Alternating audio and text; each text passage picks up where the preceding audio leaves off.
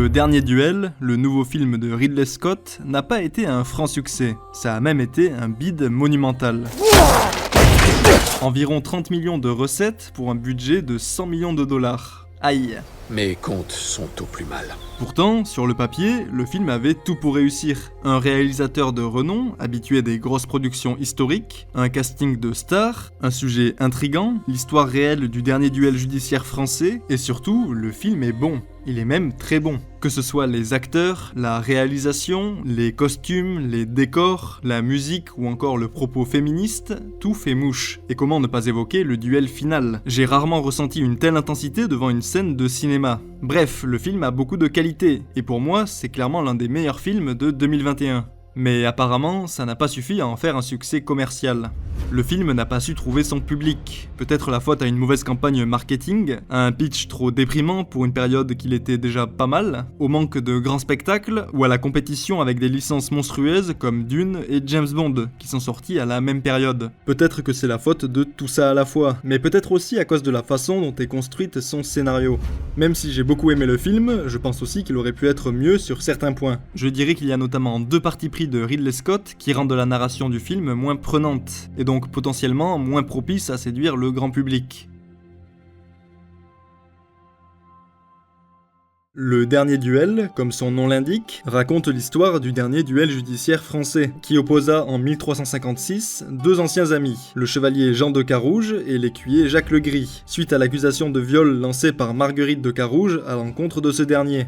Le film a une structure narrative atypique. Il ne raconte pas les événements qui mènent au duel final de manière linéaire, mais en 3 chapitres, qui sont chacun le point de vue d'un personnage sur ces différents événements. On a donc la vérité selon Jean de Carouge, la vérité selon Jacques le Gris, et la vérité selon la dame Marguerite. C'est une structure dite à la Rashomon, du nom d'un film de Akira Kurosawa, sorti en 1950, dans lequel 4 personnages racontent des versions différentes d'un même crime. Dans le dernier duel, cette construction permet, en plus d'avoir différents points de vue d'un même événement, de mettre les personnages en perspective, de creuser leur psychologie, de voir la façon dont chacun se perçoit et perçoit les autres. Par exemple, Carouge, qui se perçoit comme étant un mari attentionné, est-ce la vérité, ce que vous Oui, dites? je dis la vérité, vous devez absolument me croire. sera perçu dans le regard de Marguerite comme étant cupide, possessif et violent. Me dites-vous la vérité, oui ou non? Jean, pitié, oui, je vous dis la vérité, vous devez me croire. Mais si ce choix de structure est judicieux et original, il nuit aussi en partie au rythme du film. Revoir plusieurs fois des scènes quasiment identiques, ça ne passionne pas tout le monde. Ça peut donner l'impression que le film est inutilement long. Ces longueurs se sont surtout faites ressentir dans la 3e partie du film, la vérité selon la dame Marguerite, notamment parce qu'on y revoit pas mal de scènes qu'on a déjà vues. Certains spectateurs ont même trouvé que cette partie était en trop, et c'est dommage, parce que c'est la partie la plus importante du film. C'est elle qui lui donne du sens. Et ce qui est encore plus dommage, c'est que je pense que ces longueurs auraient pu être évitées, au moins en partie. Pour moi, elles ne sont pas seulement la conséquence de cette structure à la Rashomon, mais elles sont surtout dues à une mauvaise gestion de la tension dramatique. Et la source de ce problème ne se trouve pas dans le chapitre 3, que je trouve d'ailleurs très bien comme il est, mais elle se trouve dans le chapitre 2, la vérité selon Jacques le Gris. Ce chapitre, comme son nom l'indique, est censé nous raconter la vérité selon le point de vue de Jacques le Gris. Et selon le point de vue de Jacques le Gris, il n'y a pas eu de viol. L'accusation est fausse. Le Gris se considère vraiment comme innocent et injustement accusé. Pour lui, Marguerite était consentante et a fait semblant de résister. Bien sûr, elle a fait mine de protester comme toute femme de son rang. Cependant, ce ne fut pas contre sa volonté. La scène de la soirée libertine au château d'Alençon sert justement à nous montrer que, du point de vue de Le Gris, ce comportement fait partie du jeu de séduction. En gros, il a un rapport aux femmes complètement biaisé. Du coup, si Le Gris ne se perçoit pas comme étant un violeur, logiquement, le chapitre consacré à son point de vue, à sa vérité, ne devrait pas le montrer comme en étant un. Pourtant, c'est ce que va faire ce chapitre. Même si Le Gris ne considère pas son acte comme étant un viol, pour un spectateur du 21e siècle normalement constitué, c'est impossible de le considérer autrement. La scène est violente, choquante et met mal à l'aise. On voit bien que Marguerite n'est pas consentante. Alors oui, la scène de l'agression dans le chapitre 3 est encore plus violente, et quand on compare les deux, c'est vrai que celle du point de vue de Le Gris peut paraître plus ambiguë. Mais au premier visionnage, quand on n'a pas d'éléments de comparaison, la scène du 2e chapitre est suffisamment violente et choquante pour qu'on considère que Marguerite a été violée. Et ça, c'est une erreur dans la construction narrative du film. Parce que ça veut dire que dès son 2e chapitre, le film répond à l'une des grandes questions qui est implicitement posée durant l'introduction, à savoir, est-ce que l'accusation de Marguerite est fondée ? vrai? Est-ce que Jacques Legris l'a vraiment violée? Et donc, est-ce que le dernier duel est légitime? Du coup, une fois qu'on a la réponse, forcément, la tension retombe. Et ça, c'est jamais bon. Perdre de la tension dramatique, c'est perdre l'intérêt du spectateur. Un peu comme si à la moitié d'un film policier, on découvrait l'identité du tueur. Le reste du film nous paraîtrait bien long, à moins que ce film soit à couteau tiré. Et dans ce cas-là, la suite est encore meilleure. Regardez ce film. In for a penny, in for a pound. Dans une histoire, ce qui maintient la tension dramatique, c'est le suspense, l'envie d'en savoir plus, l'anticipation teintée d'incertitude. Du coup, dans le dernier duel, une fois qu'on sait que Legris est coupable, il reste une seule grande chose qui maintient encore la tension dramatique. C'est l'issue du duel. On se demande qui de Jean de Carouge ou de Jacques Legris va gagner le duel, et quelles en seront les conséquences pour Marguerite. Et c'est pour ça que la partie de Marguerite, qui repousse le moment du duel, a pu paraître longue ou superflue pour certains spectateurs. Tout ça parce que le deuxième chapitre nous en dévoile trop. En plus, l'intitulé du troisième chapitre nous promet de dévoiler la vérité sur cette affaire. Et cette vérité, c'est notamment que Marguerite a été violée par Jacques Legris. Le problème, c'est qu'on le sait déjà depuis le chapitre 2. Du coup, cette promesse de révélation tombe à l'eau, et ça donne l'impression que la troisième partie n'a pas grand chose de nouveau à nous apprendre, même si en vrai on apprend plein d'autres choses, comme par exemple le fait que son mari soit lui aussi un abuseur. Je ne permettrai pas qu'il soit le dernier homme à vous avoir touché. J'ai très peu d'estime pour ce personnage. Pour garder la tension dramatique durant le troisième chapitre, il aurait fallu, par exemple, ne pas du tout montrer la scène de l'agression dans le chapitre 2. Ou alors, et c'est peut-être encore mieux, on aurait pu voir la scène du point de vue totalement biaisé de Legris. Donc si pour lui, son acte n'était pas un viol, pour le spectateur non plus, ça n'aurait pas dû en être un. Et la réalisation aurait dû être faite en conséquence. De cette façon, le point de vue de Marguerite serait bien plus mis en valeur. À travers son regard, on aurait vraiment l'impression de découvrir la vérité.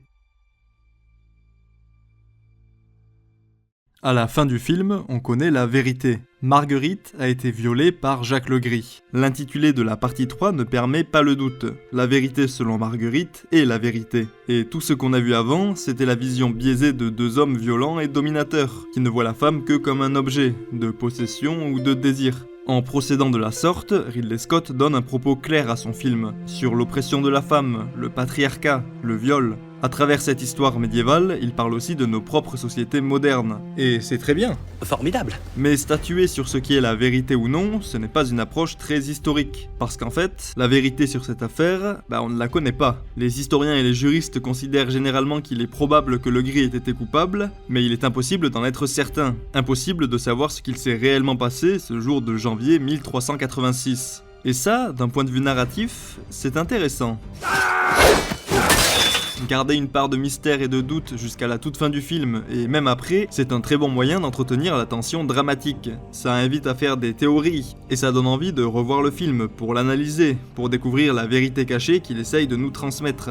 Et je pense que le dernier duel aurait pu jouer là-dessus. Évidemment, on ne peut pas juste enlever la vérité et laisser le film tel qu'il est, en sous-entendant que Marguerite aurait pu inventer toute l'histoire, pour d'obscurs motifs. On pourrait par exemple envisager de mettre un carton à la fin du film qui expliquerait que d'après les historiens, il est probable que Legris ait été coupable. Mais il aurait surtout fallu faire des changements dans l'intrigue du film, pour conserver au maximum son propos initial. Et encore une fois, je pense que c'est le chapitre 2 qui devrait être modifié. Mais pas besoin de s'embêter à trouver un scénario, il suffit juste de puiser dans l'histoire.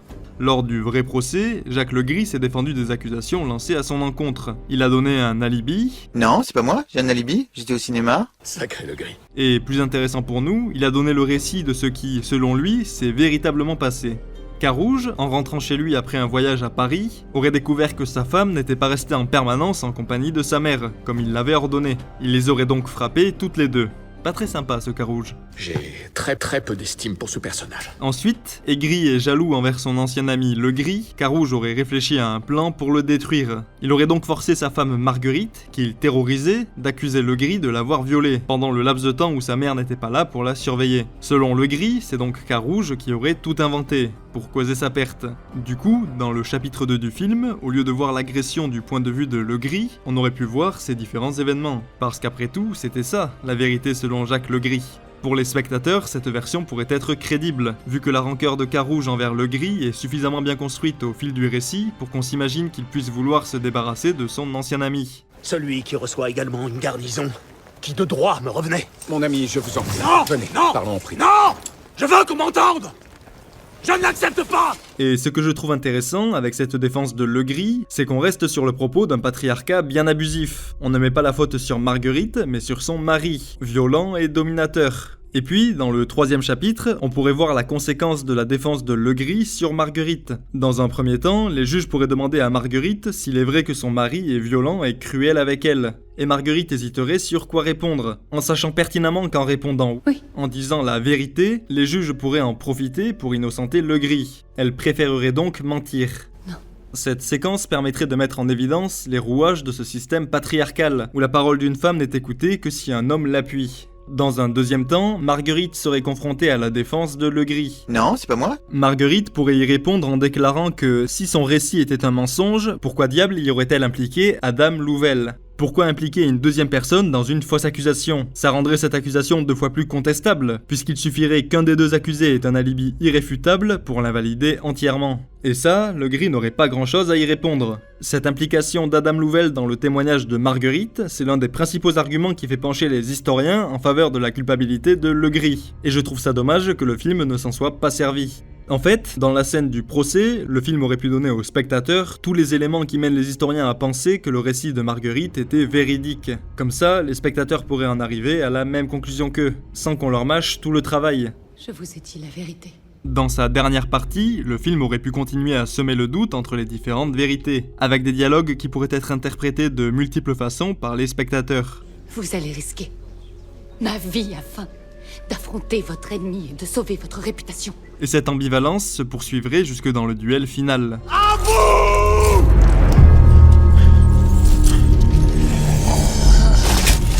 À vous le moi! En n'étant pas certain de la culpabilité de Legris, on vivrait la scène d'une toute autre manière. Au nom du Tout-Puissant! Et sur le péril de la damnation de mon âme, je suis innocent de ce crime! Cette phrase, Jacques Legris l'a vraiment dite avant de mourir. Et à l'époque déjà, ça avait fait son petit effet, parce qu'on ne prenait pas le salut de son âme à la légère. Pour les spectateurs aussi, l'expérience serait sûrement perturbante. On ne saurait pas si on est sur le déni d'un violeur intériorisé ou sur le cri d'un homme innocent. Et à la fin, on ne saurait pas si le coupable est mort ou bien s'il a survécu. Je trouve ça intéressant, narrativement, de laisser planer une part de doute. Ça permet de densifier l'intrigue, de renforcer la tension dramatique, de nuancer les personnages qui du coup deviennent multiples, et ça permet aussi d'impliquer les spectateurs, de les mettre dans le rôle de juge et de les inviter à la réflexion, sans pour autant trahir le propos initial du film. Même si c'est vrai que présenter la partie de Marguerite comme étant la vérité permet de centrer davantage le film sur le propos du viol et de la libération de la parole des femmes. Je ne garderai pas le silence. Je dois parler. À vous de voir ce que vous préférez. Bref, en tout cas, vérité ou pas, une chose est sûre, on n'aurait pas dû être quasiment certain de la culpabilité de Jacques Legris dès le 2e chapitre. Il aurait fallu conserver au maximum la tension dramatique durant le 3e chapitre du film, pour lui éviter de paraître long et redondant. Peut-être que ce changement aurait permis de rendre le film plus prenant, et donc plus propice à séduire le grand public. Peut-être que, comme ça, son message aurait eu davantage de portée. Ou pas. Voilà, j'espère que la vidéo et ces petites propositions de réécriture vous auront plu. N'hésitez pas à me dire ce que vous en avez pensé, si vous les avez trouvées intéressantes, ou bien si vous préférez le film comme il est, ce qui serait tout à fait compréhensible, vu qu'il est vraiment très bien. Sur ce, je vous dis... Confess!